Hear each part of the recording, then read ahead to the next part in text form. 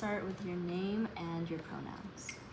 I'm Rogelio Hidalgo, and my pronouns are he, him. So we'll get started with the questions. First off, as VCI, you have to do many pairings for people in the KP space, many you may not know personally. How will you tackle doing 100 plus pairings that are still of quality, and while being able to disregard your biases and favorites based on people that you know? Okay, so one thing about me is I'm not biased, so when it comes to the pairings, I'll really look into the app. As intern cord, Nat and I actually had to pair booming buddy groups.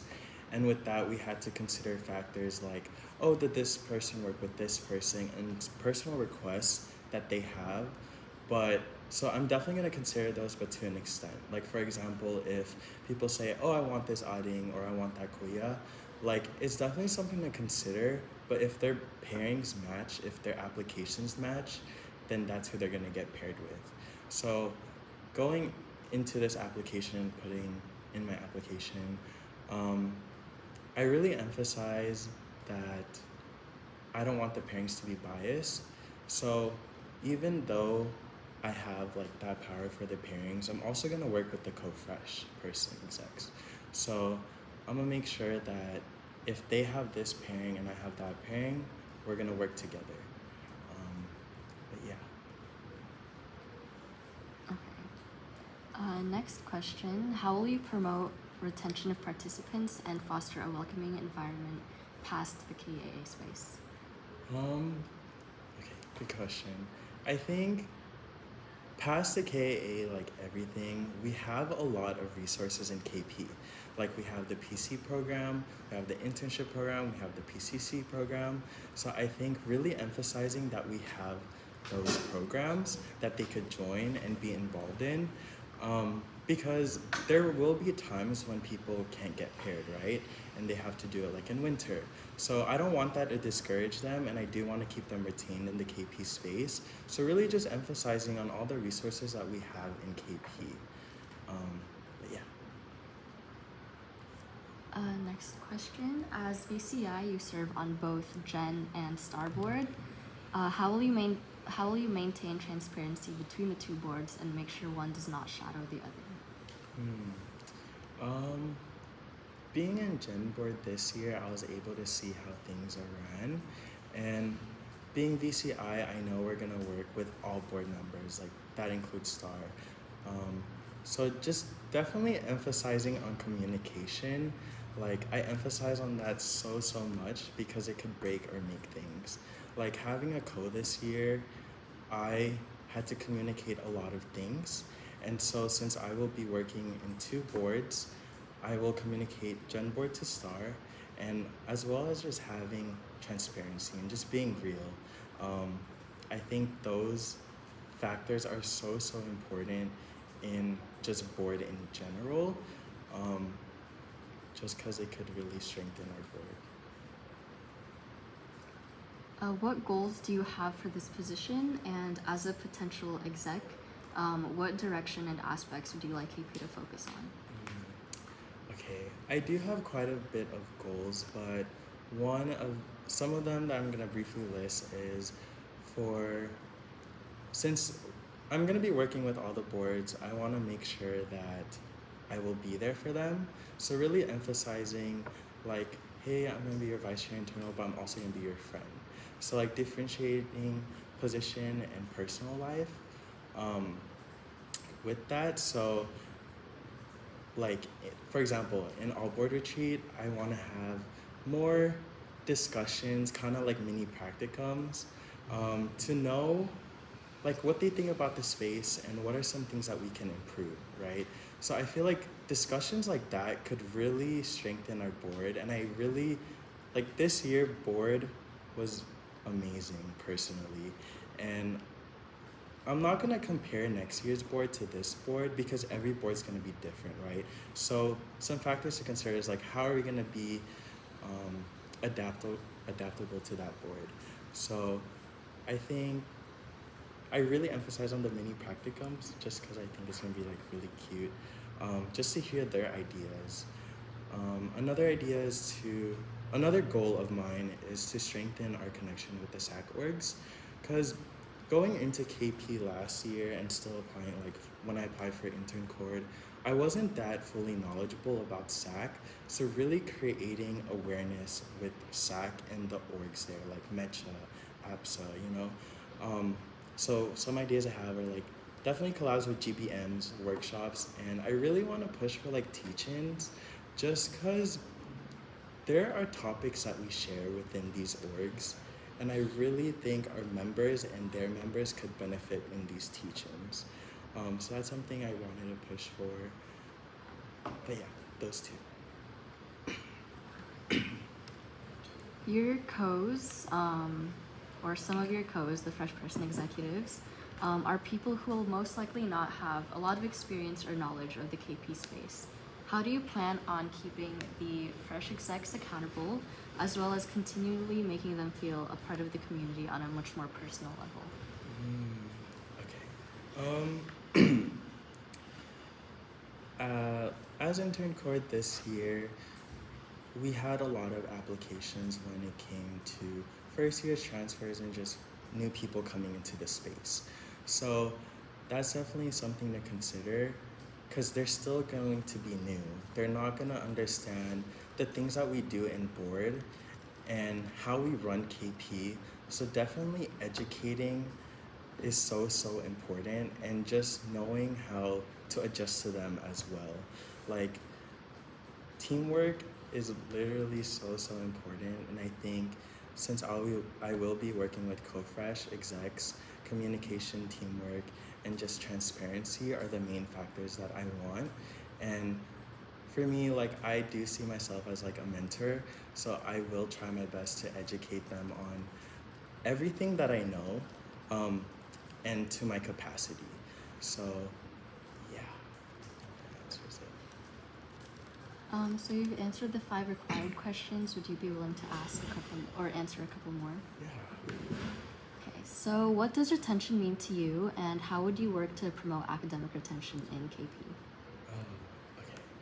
I think retention means to me, how I see it is like something that keeps me like involved in the space. Like specifically towards KP, like there were times that I was discouraged and didn't have the motivation to go like, oh, to this meeting or that meeting, or there's just some things that I didn't like, right? So for me, I look for what keeps me retained. So like PCC, board, like this person, internship space. So retention to me like definitely means something that I love and something that is willing to keep me in that space. Sorry, what was the second part? How would you work to promote academic retention within KP? I think really advertising the programs we have in STAR, more specifically like the study jams, just because I know a lot of people go to those study jams, but there are a lot of people that have similar interests and are in the same major or have the same homework.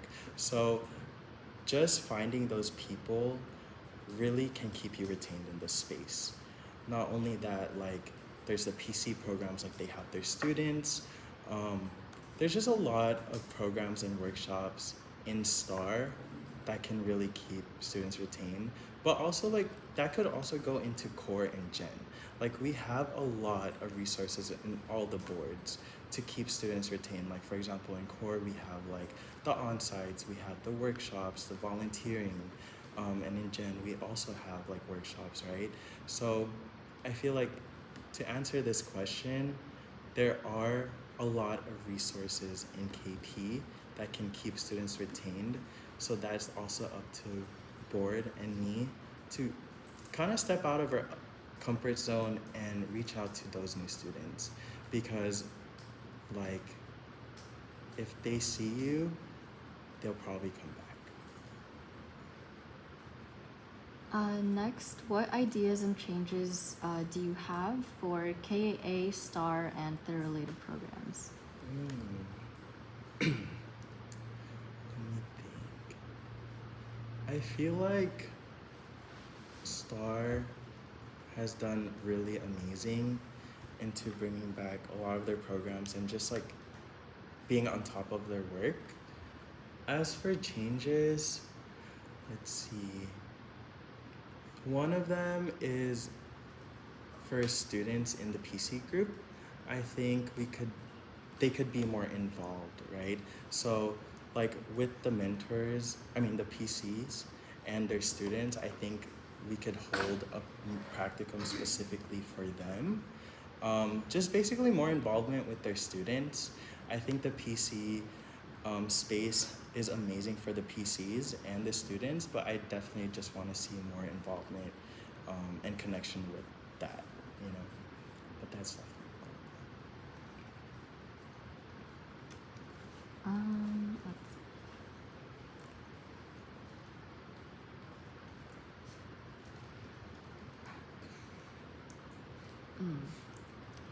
As an exec, the vice chair internal assists with not only their own position requirements, but also assisting other board members and pillars with their events. What experience do you have with supporting others while sustaining yourself in your own work, while balancing academics and your personal life? I think being in the I was okay. I'm really involved in the space, and I'm the type of person that just wants to help everyone, but to an extent. So I'm willing to help out anyone, any pillar, any board, if I have the capacity. There are times when I'm tired and have other responsibilities, and I know how to say no, and communicate that, hey, like, I'm not able to do this, but you got this. Like, basically words of affirmation, right? So I know how to keep track of my time, and I know when I'm reaching my capacity. So I will try my best to board support in any board in any of the pillars, if I have the capacity to.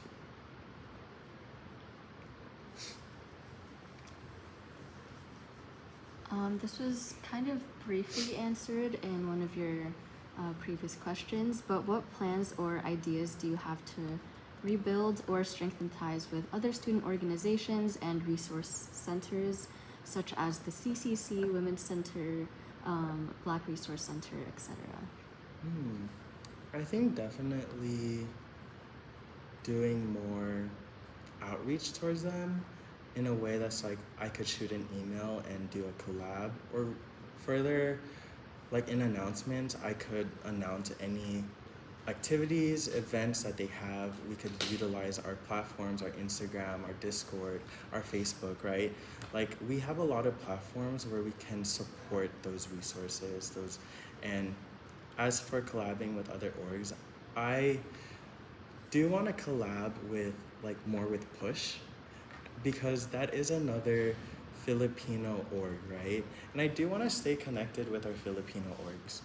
Whether we could just have a workshop, a GBM, I think there's just a lot of creative freedom that we can do to stay connected with these resources and other organizations, but you need to put in the effort and the time to do that, and I'm willing to put in that work.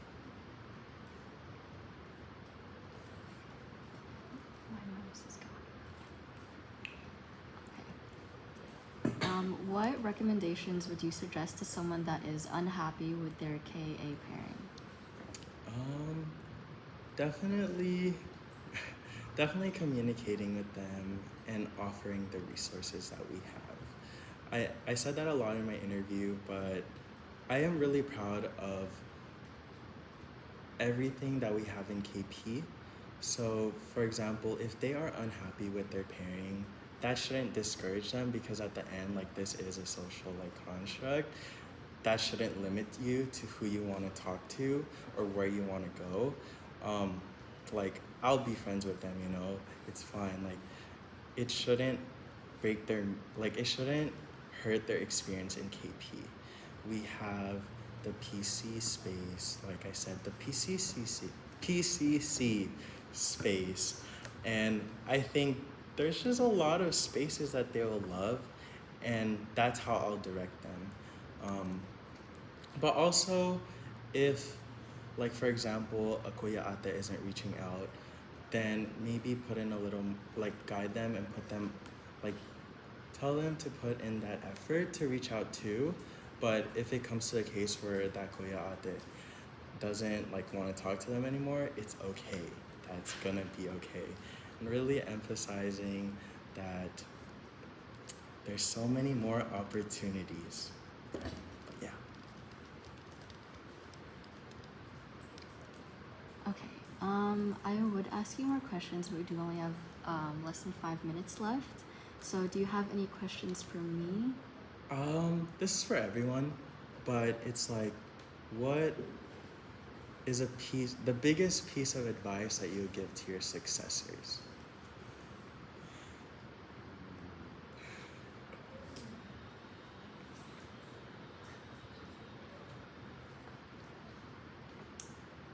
I think one of my biggest ones is definitely to um, enjoy the process and try to be open-minded but still authentic to yourself. Because I've worn many hats within KP, and I feel like the ones that were easiest to do weren't necessarily the ones with the least time commitment, but were the ones where I had the most passion and joy for it. That's good. Anyone else want to share? I think I would just tell my successor that it was okay to ask for help and it's welcome everywhere. Like you'll always be supported, especially by your board. They want to see you succeed, and we want to see you succeed. So just seek out whatever you need it. Oh, wait, I have another one. Just make sure you really listen to just the people around you, listen to their pillars, and observe your own role and how things play out. I feel like it's really easy to remove ourselves from some situations, like, oh, I don't know much about that, or I don't like feel qualified to give input on that. But in some cases, like if some people are directly just asking for help and support, examine like maybe if you don't know how to do that, learn how to. It really is just like promoting a brave space. I know I said that so much recently, but you're not gonna really know how to do certain things unless you take the effort to learn and like put in the effort to grow. Thank you. Any other questions?